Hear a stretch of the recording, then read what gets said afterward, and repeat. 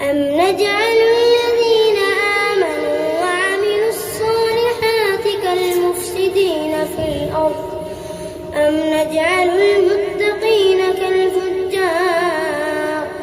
كتاب أنزلناه إليك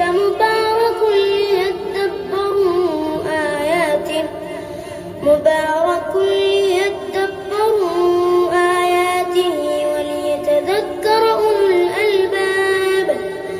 ووهبنا لداود سليمان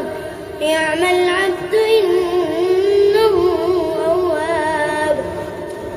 إذ عرض عليه بالعشي الصافنات الجياد فقال إني أحببت حب الخير عن ذكر ربي